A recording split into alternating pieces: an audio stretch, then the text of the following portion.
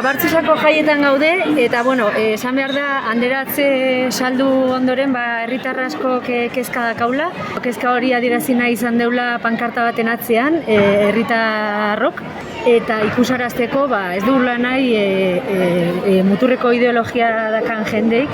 eskuin muturreko ideologia dakan jendeik inguruan,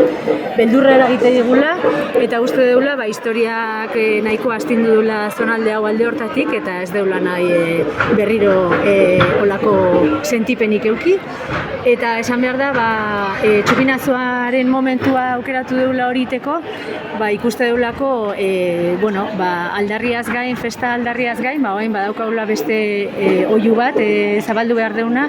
mundu guztian gana, eta dei eite diogu baita ere kezka